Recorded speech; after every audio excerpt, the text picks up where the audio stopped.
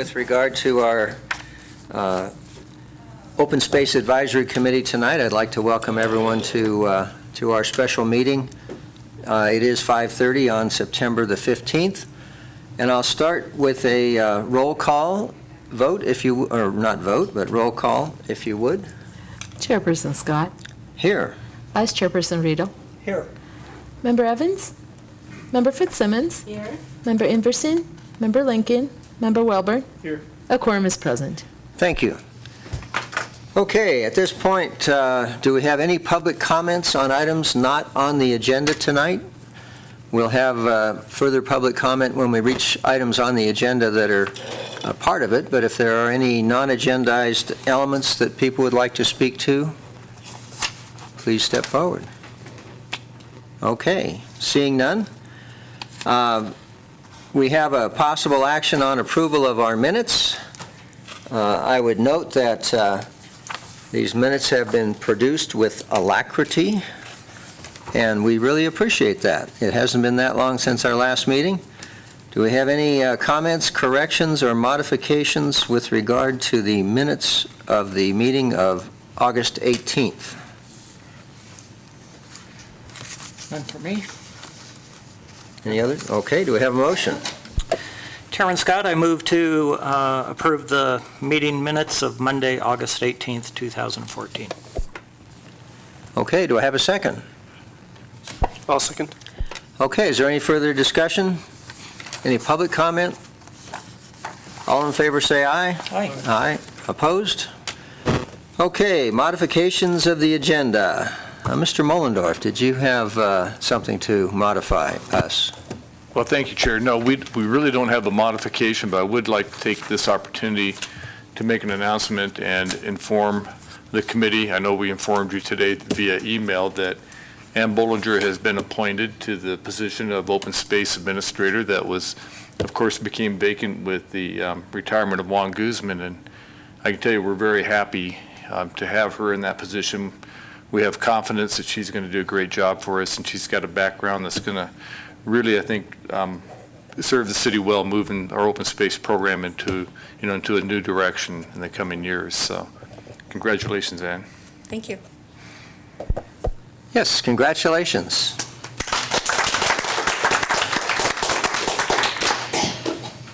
We'll probably be expecting a formal statement at each meeting going forward. Okay, no other modifications to the agenda? All right. Item number 3A for possible action to recommend to the Board of Supervisors whether to accept or decline the purchase of any or all of the 3 parcels collectively known as the Horse Creek Ranch. And as part of that introduction, I would simply note that we do have a first right of refusal on these properties, and we are under a time deadline to respond to the offer that Mr. Fagan, the owner of these properties, has made. So with that, I will turn it over to Ann and Roger. Okay, thank you. Just before beginning the staff report, what I would like to do for any new members of our committee as well as the public is to give you a little information on the location of the properties under discussion for this evening, which are 2 properties owned by Michael Fagan, but 2 different agenda items. And so to begin, the location item area, and I zoomed in on the map so we can focus on the properties, but beginning at the top of the map is the residential area at the end of Kings Canyon Road.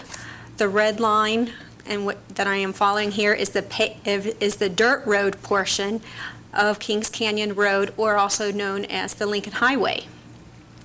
The colors that you see on the map, the green is owned by the U.S. Forest Service, and the blue is already owned by us, Carson City.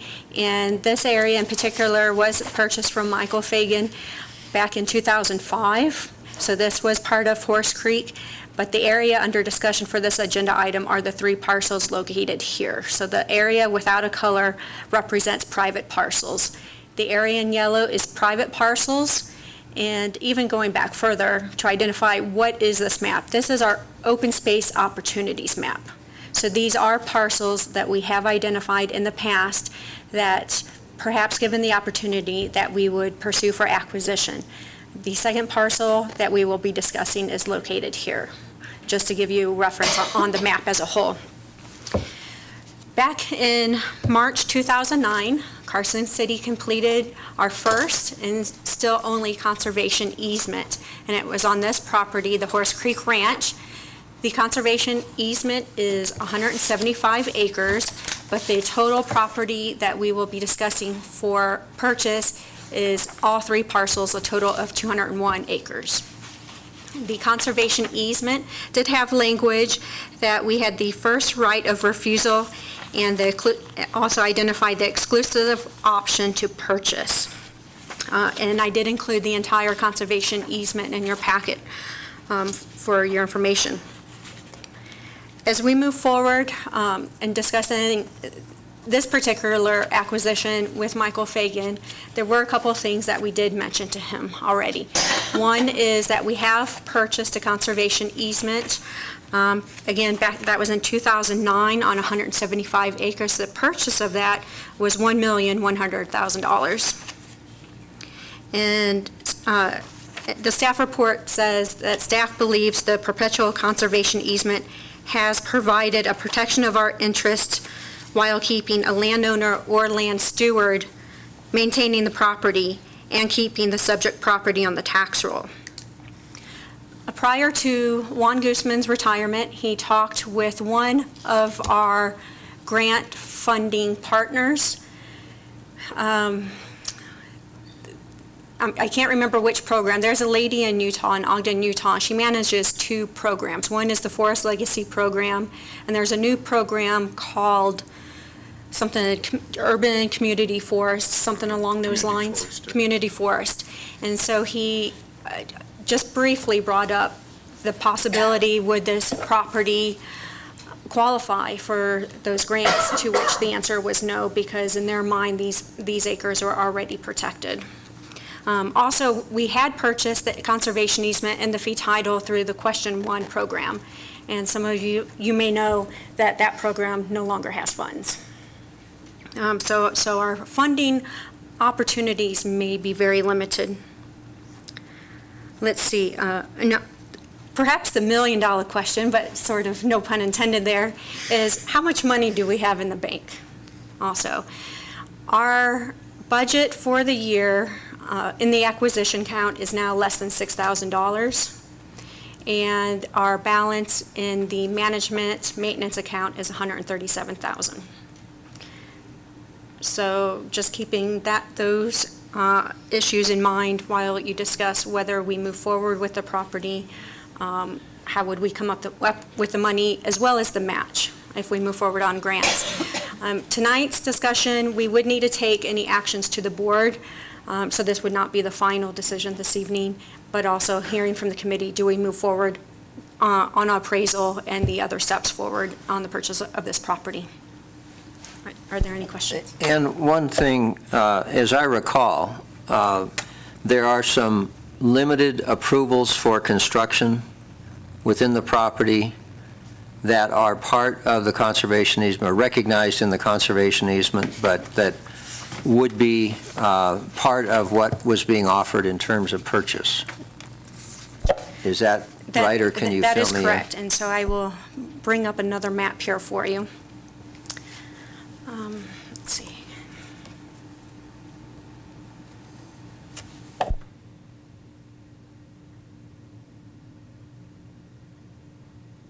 Try to zoom in here.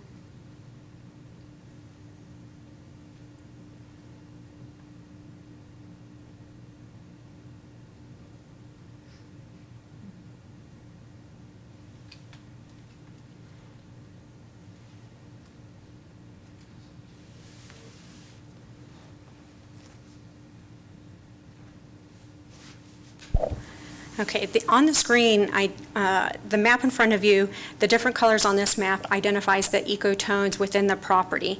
So the manzanita, ceanothus, and the orange. But the specific part of that question is related to the lines across this area, which says not a part of the conservation easement. So while the entire property is under discussion for purchase, 201 acres. This area in the center, but just outside the meadow, is not part of the easement. Some of that area can be built. Michael Fagan is here this evening, so he can recall better than I what the limitations are also for these properties. Okay, thank you, Ann. Are there any questions of Ann before we go to public comment and have Mike or his representatives address us? Okay. Mike, do you want to kind of fill in, answer questions and give us your thoughts and kind of make sure we're all on the same page here? Sure. So, as Ann said, the area in the red hash marks is outside of the easement. There are, so those two parcels labeled 1 and 2 are 40 acres each, which was the minimum size for an agricultural zoning development capability without road improvements.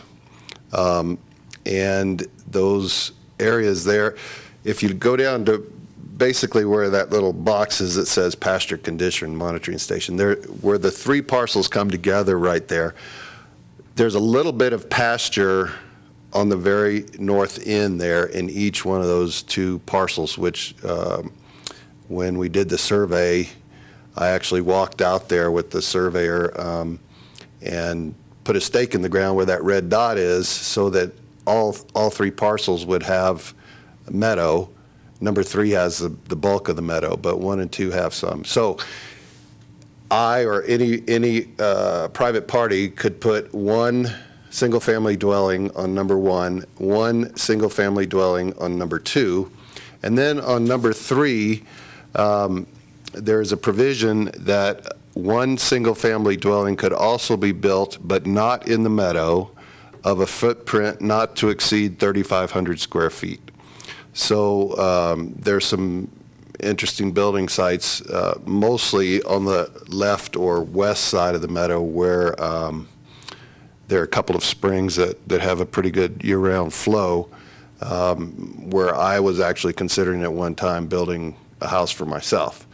And then, as those of you that have been out there may know, I don't know if they're marked on here, maybe where the H is there, in the middle of the meadow, there are 2 cabins that are out there on the property that I renovated in the last few years over using some of the funds from the easement. Those are historic cabins. I use them occasionally to, camp in or when winter cross-country ski out to. The Board of Supervisors asked that they not be torn down, so I've renovated them, and they're in pretty good shape now. They do have water from the springs. They have a septic tank, which was original. They do not have electricity other than off-the-grid capability. Okay, and you, as I understand it, you are in a position where you wish to go ahead and consider marketing these properties. You're coming to us as obviously a buyer of historic dimensions, and anything else other than obviously you're moving forward, you're serious enough to have a realtor here, and just so we understand, you're giving, obviously the first right of refusal is a formality, but we do appreciate, Mike, that we've worked with you over the years, and you've always been very good to work with. Well, I would like to see Carson City continue to own or to take over full ownership of this rather than see it developed, but I need to get the money out. The original idea I had of building my own homestead or building a retreat center out there is not panned out, so I've made other plans and buying a house at the lake, and I'm going to liquidate this property. We understand. I'm not crazy about your timing, but well, let me make a couple of other comments. If Carson City were very interested in this, I've offered when Juan was still in the position to do a installment purchase of some type, and he responded that while perhaps that had been done occasionally or in the past, didn't seem very feasible because of, I don't know, bonding regulations or something of that sort. But I am open to, if Carson City is eager to get some or all of the acreage, to working out a way that the timing could be better for the payment. So I am open to that aspect. And I'm also open to the possibility of maybe, just buying the meadow and leaving those 2 parcels at the top to me. But I'd rather sell it all as one piece. The only people I'd be interested in selling partial to would be Carson City. I'm not gonna break it up for individual buyers. Okay, thank you. Are there questions of Mike before we go to other public comment? Yes, Laura. Hi, I want to thank you. It's absolutely beautiful. And I want to thank you for coming to us. But I was wondering, there's a reference here to a appraisal by Bill Kimmel. Have you provided us with a copy of that appraisal? No, I want to clarify that because there's been some disagreement about that. Okay. I went to Bill and I said, I need a revaluation. He did the original appraisal when we did the first sale and also the easement. And I said, I need an update to this. And he said, well, I'm really busy. I can do a quick review, but if I do an update, it's going to cost you several $1,000s and it's going to take a couple of months. And I said, well, I don't want to spend that much money and I don't have that long. So he said, okay, look, I'll do a quick review. And so he gave me a range of figures for both this piece and the 20 acres that we'll talk about later. And I said, okay, I hear what you're saying. I'm going to list it at these 2 prices. Do you have any problem with that? And he said, no, I think those are fair list prices. So it's not a formal thing. He is going to give me something in writing, but I don't know the regulations for the MAI appraisers. He said, what I'm going to give you, you cannot share with the public. And I understand that, because unfortunately I'm familiar with those regulations. But I was wondering, the value that he gave for these parcels, did he take into account the existing now? I mean, since his original appraisal, now we have a conservation easement. Yes. Did he take that into account? He did. Okay, thank you. Any other questions for Mike from the board or from the committee? Okay. Thank you, Mike. Sure. Do we have other public comment?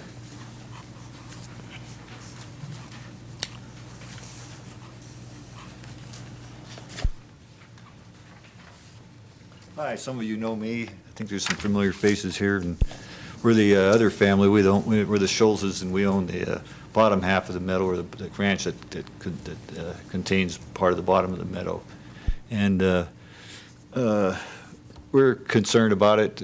We've worked with Mike, and I want to thank Mike for doing all the effort and actually getting Horse Creek Ranch into a conservation easement. We were always happy to see that. Both Mike Fagan and Hutchinson's, the owners before Mike Fagan, they were responsible owners, and you can always tell when there's not a responsible owner, when they don't maintain, they don't do the irrigation and keep the meadow up, it turns fallow. And before the Hutchinsons got there, the meadow turned to be the Horse Creek Ranch. The meadow was in really poor condition, and that was because of negligence. At one time, we were close to an offer for a CE, as you remember, and we dragged our feet a little bit to get the family together, and the 2008 market crashed, and that all went away, and we're still interested. As far as our concerns are, everybody looks at it as a big green meadow, like it's some kind of natural thing, but it's really not. It's a pasture. Most all of it is a pasture. And it operates off of the 2 irrigation ditches, the upper one for Horse Creek Ranch, then the natural creek, and then a lower ditch for our ranch. So it requires that you keep the ditches clear and moving the water around the pasture to keep it green. And in the past, to go on, the way it works is between the irrigation and the cattle that we graze on it. Those 2 are required to keep it as green and healthy as it is. And that's how we've been doing it. Our family's owned it for about 106 years. My grandfather bought it back in, I believe, 1908. And we've been doing it for all that time. We've been always responsible for the bottom half of the meadow. And for maybe the last 15 years, between Mike and Hutchinson's, we've been helping out and running our cattle and keeping that in shape as well. What we're concerned about is when an owner doesn't do his due diligence and do the irrigating that they should. And that happened, as I pointed out, in a prior owner. And what happened is they didn't keep the ditch clear, the upper ditch clear, and it managed to stop up and break, and all the water came down the mountainside, causing some serious erosion on our property. And at that point, my uncles had to go up there and shut the water off and turn it into the creek. And we couldn't get the owner to do what he should have done, was to fix the ditch. So what happens is that most of Horse Creek Ranch is from the creek water. There's a few springs on it, but it went dry and it went fallow. And when that happens, when you have the meadow that's healthy, it's fine. But when you let it go fallow, then all kinds of weeds start to grow up, things like wild iris and bull thistle.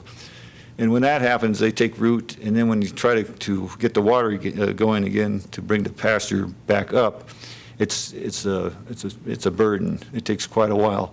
It's unfortunate, but the cows won't eat the bull thistle and the wild iris. What they want is lush grass. So we've watched what happens when an owner is negligent to Horse Creek Ranch, and we've witnessed it.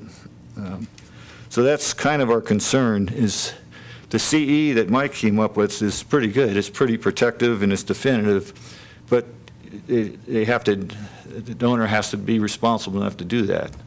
So our question is, what happens when the next owner comes there, takes over the ranch? Is if they lose interest and we go through this same bit where they're negligent and it turns fallow, is what can the city do about it? And I've often wondered that. And once, like I say, once it goes fallow, it takes quite a while to get it back up to par. So we are interested in the city purchasing the property. We are interested in the city getting an appraisal and getting in the position where they can make an offer and figuring out what they can offer. And just, we think you need to go through those steps to make a decision as whether you might want to purchase it. What we're interested in as a city is just the 161 parcel. I don't know where the 175 comes in, but just or parcel 3, the parcel that has the meadow on it. If the city would purchase that, we'd be happy with that. And also, we would be more inclined, I think, to do a conservation easement. Knowing what to expect above us, what's going to happen with the meadow, then we would be more in tune to look at what we can do to put our property in that part of the meadow in a conservation easement as well. And that's kind of it. I think we'd feel pretty comfortable working with open space and the city in drafting the CE and having them more as a conservation partner. I mean, that's what we've been at for about 100 years now. We feel we could do that. We have a better opportunity to do that with the city than we would with a private owner. The city has no desire, I would think, to build on it, only to preserve the meadow.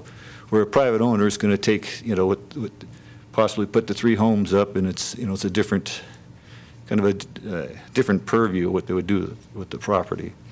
So we urge the city to look into this, to go do due diligence, whatever you have to do, get an appraisal so that you can come up with a fair value to offer Mr. Fagan. So that's kind of where we stand on it. Thank you.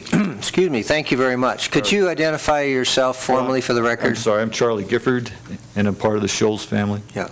Thank you. And you're right. We recognize you guys from earlier meetings, and it's a shame the economy did what it did for all of us. We might be in a different situation, but we recognized the meadow both obviously, without property lines, it's both owners, and we're very fortunate to have had two stewards, I think, who have really taken an interest in that property for the resource values. And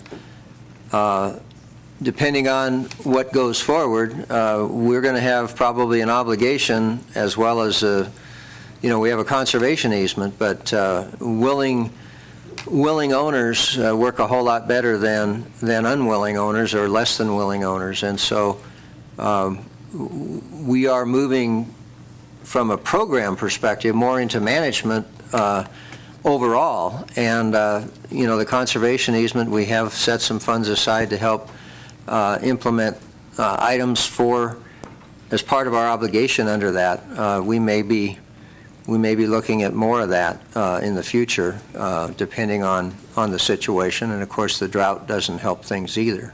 But it's a challenge, and we appreciate your interest, your concern, and certainly your inputs, because this is a difficult situation for us, because this is a property we've identified as a very much a prized piece of property. And so we've got some work to do up here as we go through this tonight. But thank you very much, Mr. Well, Gifford. you know what our interests are and have been for Yeah. a long time. You say we've been at it for about 100 years. It's taken us quite a little while to get we're 5 families, 12 cousins, to get kind of all in line here. Yeah. But we'd be interested to continue working with the city, and maybe work if the city can purchase the upper part, and that possibly with a CE, we could work out some kind of stewardship arrangement, because, we're actually used to taking care of the whole meadow anyway. So we'd be interested in something like that. Okay, well, thank you very much. All right, thank you. I would note that Margie Evans has come in and joined the committee. Thank you. Howard?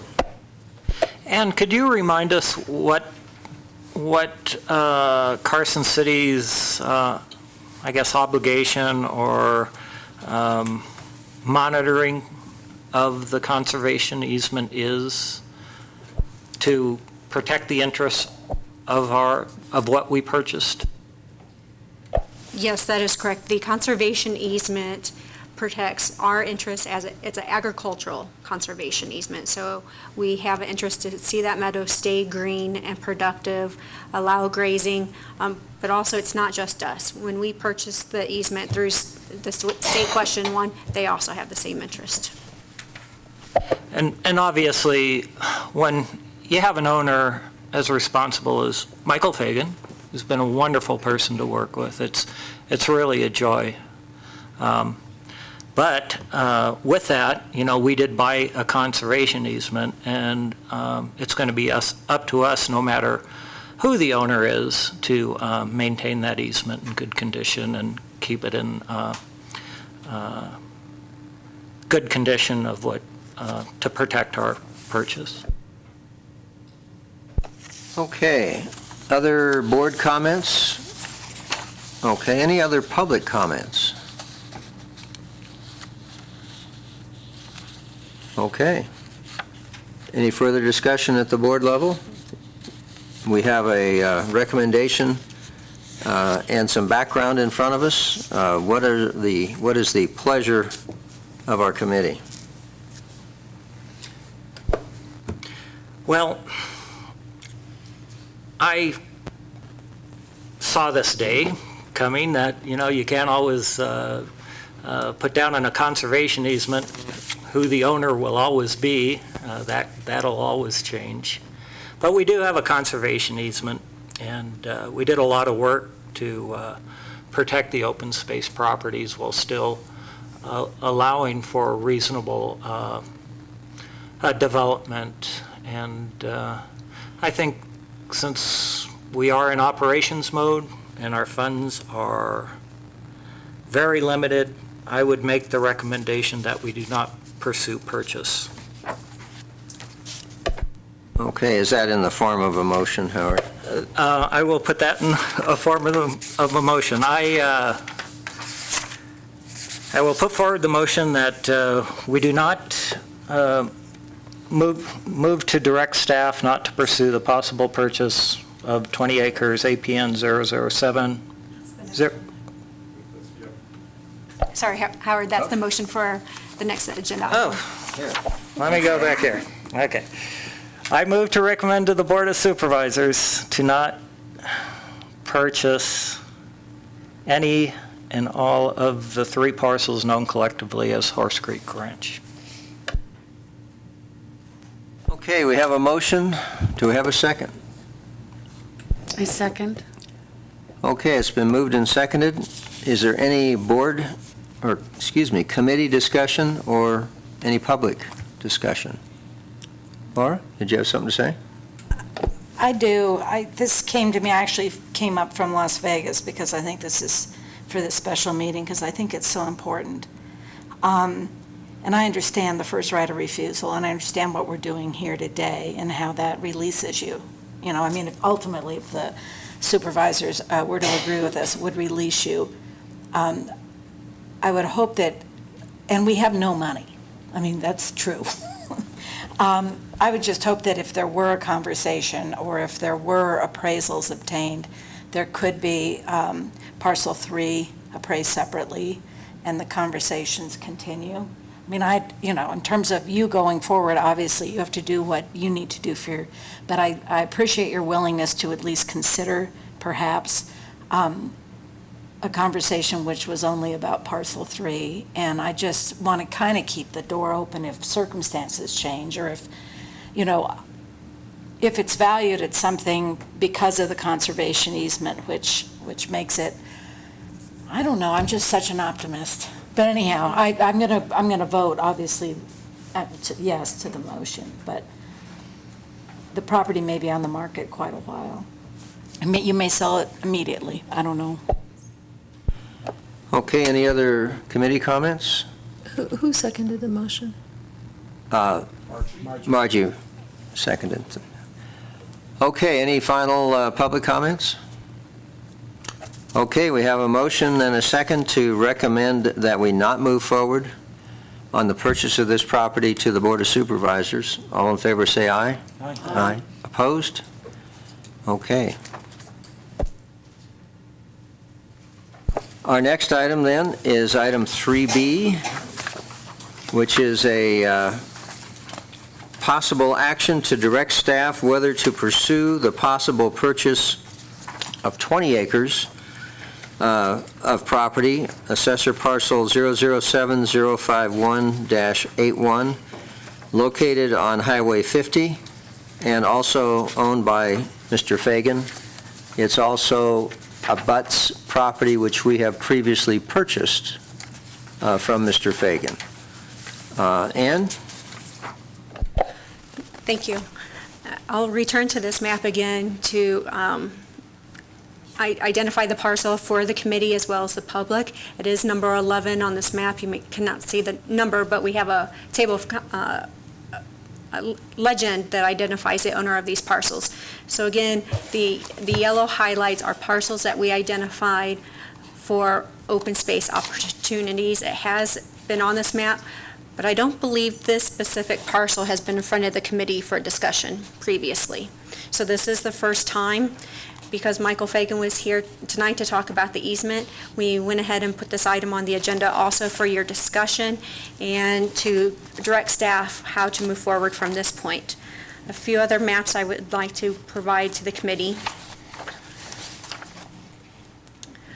This is an aerial shot. It's a little out of scale, but the area right through the center is Highway 50. The highlighted parcels, the 20 acres under consideration, and to the left of the map is the interchange down to Clear Creek, to give you perspective. Some of the questions and perhaps why would this specific parcel be important to the Open Space Committee. Just to the south of us in Douglas County, the Carson Valley Trails Association has completed about a 7 or 8 mile trail that currently dead ends at state lands. State lands is vaguely in negotiations whether to allow a trailhead facility or not, or even a trail through their property. Those discussions have not occurred in our department. They are in the planning division right now. but the area to the bottom of the map is state lands. If we provide an opportunity for recreation users to pass into Carson City, the only pass would be the underpass under Highway 50, and the subject parcel could provide an opportunity to continue trails into Carson City. The adjacent property owners on the previous map, I identified it as Carson City. Open space just to the north, and then to the west is a state lands parcel as well. Michael Fagan has offered this property to us for $250,000. I don't think I've left anything out at the moment. Are there any questions? Any questions of Ann? I'm sorry, I'll show some pictures as well. Juan always liked pictures, right? Yeah, we like pictures. So the first picture is from the south side of Highway 50 looking across. You can see the U.S. Forest Service sign. Roughly in this area is the subject parcel. Yep. And then this is from the north side of the highway, and again, a close-up of the parcels. So nice, healthy vegetation. This area hasn't burned, at least in a number of years. Okay. Okay, thank you, Ann. Any questions of Ann before we go to Mr. Fagan? Okay, Mike, if you would. Okay, so as Ann showed on the previous map, this used to be, the history of this parcel was the Hutchisons bought it for an access to 50 into Horse Creek Ranch. In the process of doing the subdivisions that I did to split off the 3 parcels of 201 acres, I also did a road easement swap with Bill Schultz, which is, I think, identified as Schultz Investments on that map. He had gone through a preliminary process of looking to subdivide that property into a combination of 20-acre and 5-acre parcels. So most of the area up there is Zone Conservation Reserve, which is 20 acres, but there's some on the Schultz area on that side of the highway, which is 5 acres. Once I was able to secure that easement, he needed a second way out, so we swapped so he could go through Horse Creek up to Kings Canyon for a fire access in the case of him putting houses out there, and gave me an access. It's not the primary Schultz Ranch access, but it's a secondary access that goes over to, it's a spur of Voltaire called Coyote something. Anyway, once that occurred, I no longer needed the 20-acre parcel that I saved when I sold that blue area to the city. We actually moved the property line because it wasn't initially 20 acres, and since it's conservation reserve, I needed at least 20 acres to be able to do anything with it. So now it's 20 acres, and it does have a right-of-way access onto Highway 50. It used to be right across from where the Jersey Wall opening was on 50 before they built the underpass. And then when they built the wall, it kind of messed up where my access was. So I went to NDOT and got them to agree to move the access point so it was in the center when there was an opening there. With the provision, if they ever close that opening, I could go back to them again and say, what are you going to do for me? So I haven't ever gone back to them again. What it eliminates is the ability to come down from Tahoe and turn left. But you can come up from Carson, turn right, and then you can go up to the underpass, which is very close. It's not as close as the map that she showed. It looks like corner goes right to it, but there's a state lands property between it, not very much. Yeah, it doesn't go quite that close to where the underpass is. So that if you shift that triangle up, basically to where the vegetation starts up there at the top, that's about where it is. Roger and Ann, Juan, and the new city manager came out there a couple of weeks ago, There's a plateau. It's kind of a hilly area. It goes up about 30 or 40 feet, and then it levels off for maybe about, I would say, 3 or 4 acres where that tall tree is right in the middle of the picture there. And then it goes up again. But taken from this angle, there's an easy way that you could get up there and build a parking pad like they have up at Spooner to get to Spooner Lake up there. And as Roger and I were discussing, that one up at Spooner is always full. If you've driven by there, there's never any open spots.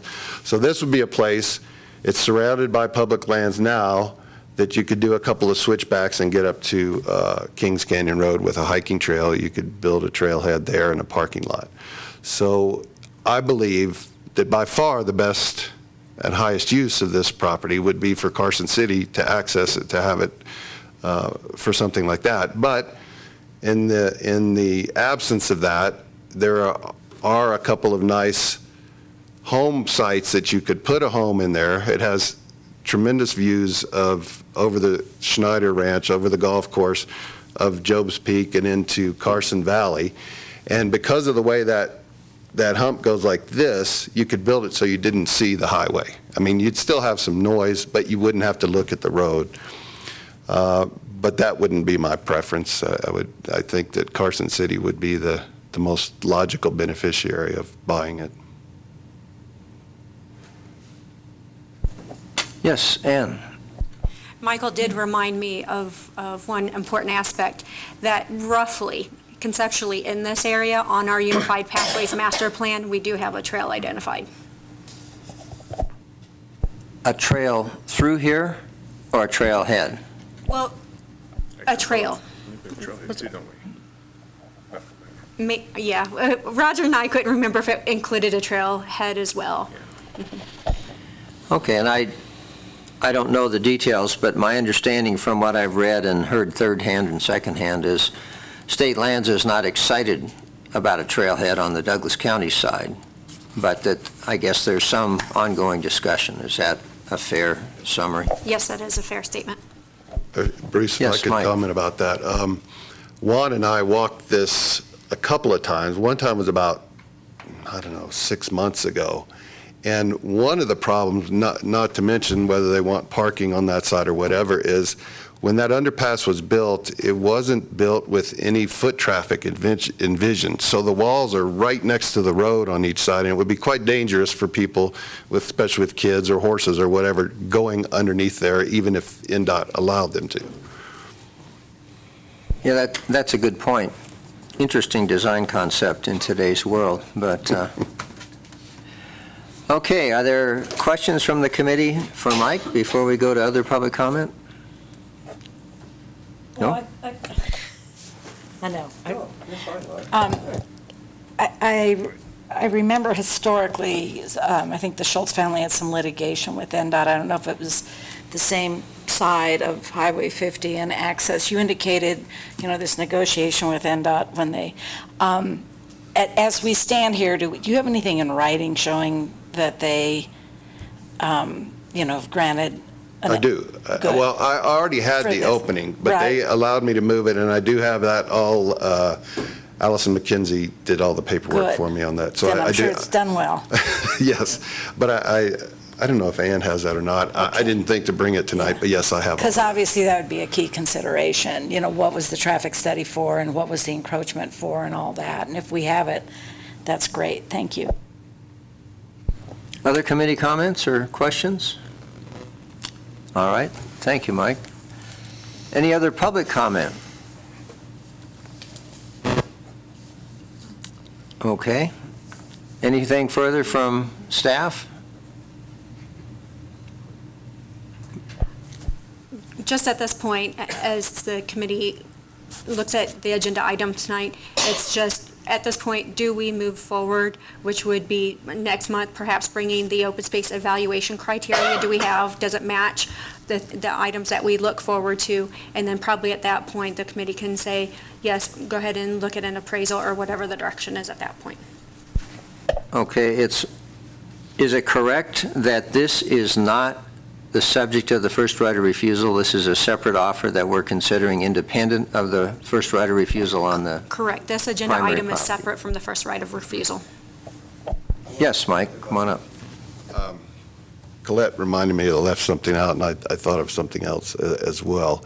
To answer the second question you just asked, there's no obligation on my part to have a right of first refusal on this. I'm offering it as a right of first refusal because I think you're the best buyers, even though you don't have any money. And again, I reiterate that I'm willing to work with you on time and on payment schedule and whatever, if you're interested in it. The second thing is, and I think it's in one of my letters. It's in my letter to you, Bruce. I'm willing to sweeten the deal by offering a 10% rebate on whatever the final purchase price is for maintenance, as we did on the original Horse Creek property. Okay, thank you. And I assume everybody would be on the same, wavelength. If we were to pursue this, we would need to go through the appraisal process formally. So, okay, any other questions, comments? What is the committee's desire?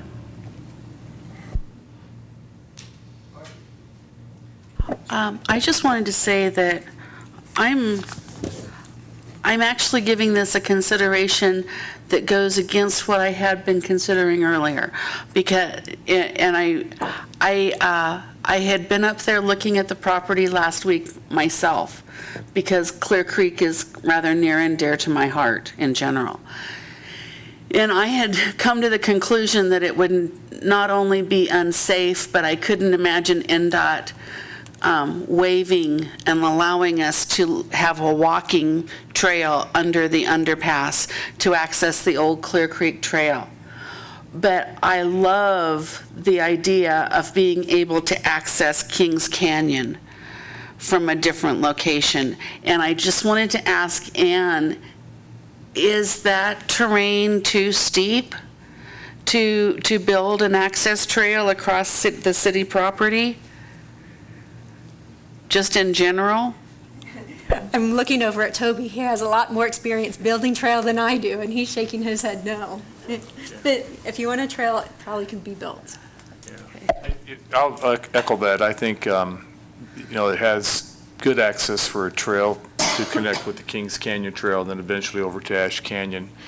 And as Michael said, there's a suitable flat area when you get just up by those trees there, or maybe just before the trees, is it? Right between the two tallest trees. Yeah, between those two tallest trees, that you could have a similar size parking lot as you have, as you mentioned, up at Spooner Summit. It's an attractive piece of property for that, for access into future access into the area. Again, as you've mentioned, our ability to have access with the Carson Valley trails is hampered, by the highway and the construction that they did on their what do you want to call it? Not Underpass. Yeah, on the underpass. Thank you. Our problem, though, is twofold. One is that we've had clear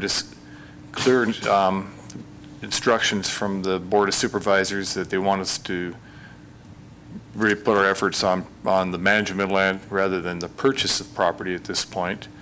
Although since they said that, we have purchased 2 other properties. And then the second problem that we have is Michael said we really have no money. And I really appreciate the idea that he would sweeten the pot and would consider us sort of maybe a unofficial first right of refusal on this, because it is a very attractive piece of property, I think, from a recreation standpoint. Yeah, go ahead, Margie. If we were to try to move forward with the purchase of this property, how would that impact the need that we have clearly identified for additional staff with open space? Well, we have about $138,000, I believe, in our management and maintenance line item. And conceivably, what we've looked at as we move forward to And we'll be coming back and working with the committee as to what direction we want to go with future staff. You know, do we want to look at another natural resources specialist, or do we want to look at a ranger for open space? We would probably want to move some of that money over to our personnel line item in order that we can have enough funds to fund that type of a position. That would take a hit to our maintenance management program, and that would be probably the same area that we'd probably want to use towards the purchase of this property. So I guess really what I'm telling you is that we probably can't accomplish both.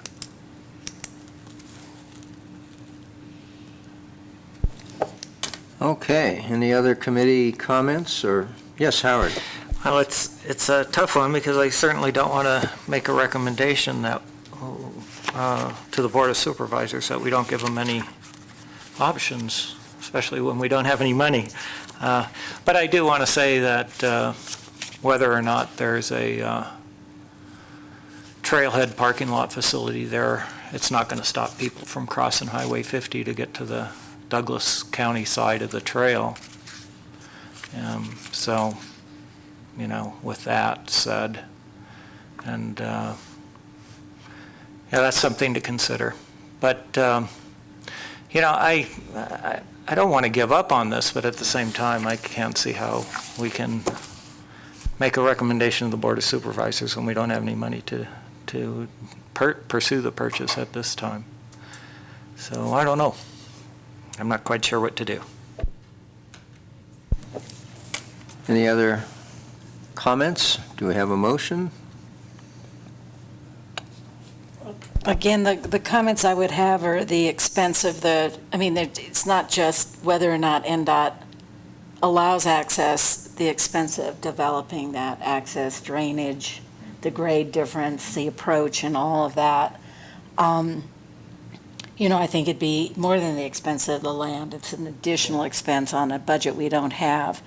And I just appreciate knowing it's an opportunity. If the market buys it, the market buys it. If we all of a sudden somebody wins the lottery, and I mean, it's not the end of the discussion, but I don't feel, based on just the real reality we are facing, that we can even justify the cost of an appraisal at this point.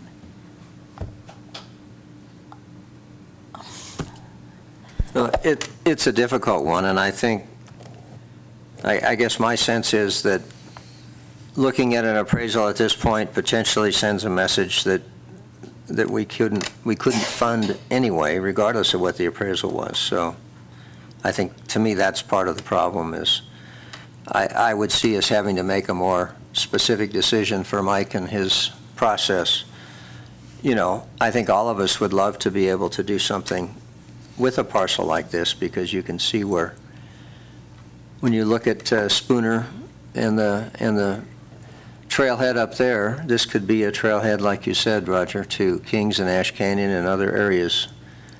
You know, give a place where the mountain bikers and equestrians and everyone else can have a really good, easy to find, easy to get to location. It's just, in my mind, unfortunate that we aren't in a position to even cobble together something that would work. And the problem with the private sector is they can make deals.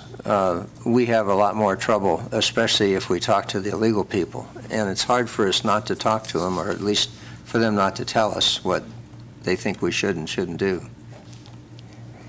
Nice to see you, Jennifer. Okay. What is the pleasure of the committee? Bruce? Yes, Mike. Interrupt one more time. My esteemed real estate agent had a good idea that I'd throw out there. It's a question more than anything else. Is there any property that Carson City has that they would be willing to trade for this property? Truly, somebody that wanted to buy this for a house would have to have a big ego. I wouldn't want to live right next to Highway 50. But some people do, and there's one house right across the street that you can see from Las Vegas. So,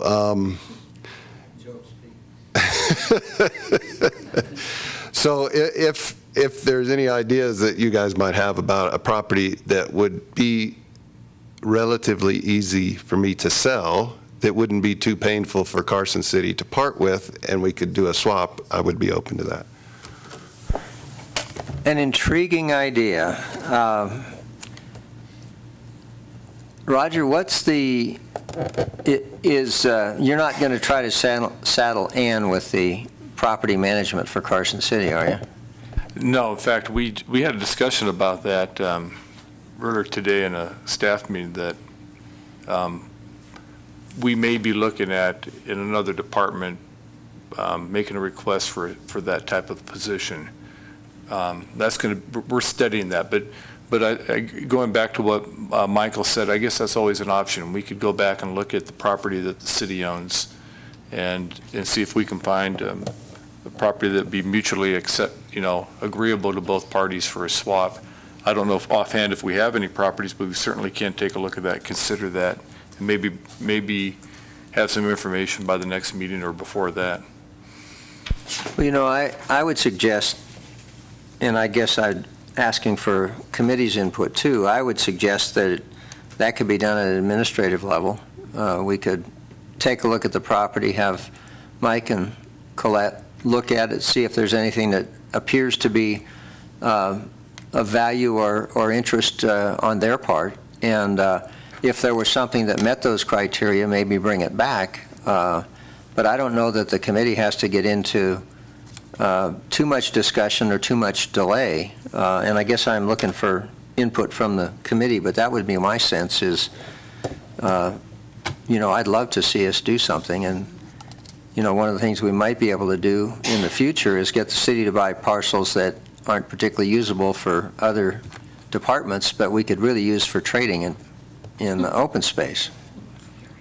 You didn't say that. No, I didn't hear it. But is that, okay.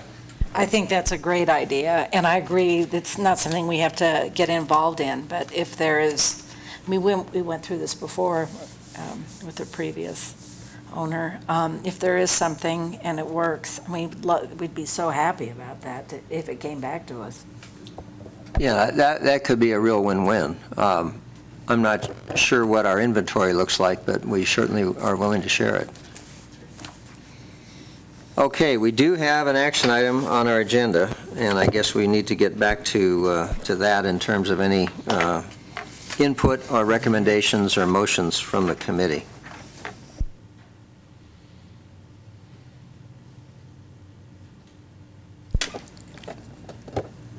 All right, committee, let's hear from somebody. I move to direct staff to move forward with the open space checklist, the advisability checklist, and apart from that, administratively pursue the availability of land that we might be able to use for trade with this property, understanding that we're not looking at spending money in the purchase of the property. Do we have a second? I think that's a perfect motion, and I second it. Okay, we're not bound by a right of refusal response here. So what we're basically saying is we're not able to move forward, but we'd sure like to look at trades. Is that kind of the consensus? Okay. Is there any public comment? Any further discussion? All in favor say aye. Aye. Opposed? All right. Thank you for your time, and thank you for your efforts in trying to see if we can't connect on some really nice property here. Okay. Moving on to item 4, reports only, no action. I'm sorry. Following the conclusion of that vote, I would ask for public comment. Is there any public comment? All right. Any reports from committee members? Further staff reports? It's so nice when the committee responds. Oh, we have one. The Kiwanis Carson River Workday has been rescheduled to October 11th. Is that correct? Does that work better on some calendars than? It works better for the junior ROTC. Great. Can you shoot us an email, or is that a different date than the email you sent us earlier? It is the same date that I sent an email, but just as a reminder. And we are looking for any committee member volunteers if you would like to lead a group that day. Okay, thank you. Other comments from committee members? Any other staff comments? Any final public comments? Okay, future agenda items. Number 5. Roger, you mentioned the possibility of discussion in the future regarding a new position that we've talked about generally in open space, given the void that Ann's promotion creates. Is that something you'll be bringing back to us at a future meeting? Is that the plan? That is the plan. Okay. And when might we be having a future meeting? Any? That's right. Oh, that's right. We do have a meeting in October. This is a special meeting. So Yeah, this is a special meeting. Yep, Okay. so our next meeting is in October. The third Monday? October the third third Monday. I will not be here, but I'm sure Howard and the rest of the committee will be able to take things in stride. I'll be in a different clime. Unfortunately, I'm not going to be available that third Monday. Nor will I. My first grandchild is going to be born that week. Good for you. I'm going to we'll have visit to- my first grandchild. Belatedly. We'll Yeah, take a look at related. those calendars. It might have to be rescheduled. All right, that sounds good. Okay, final shot for public comments. All right, do I have a motion to adjourn? Move to adjourn. Okay, meeting's adjourned. Thank you very much.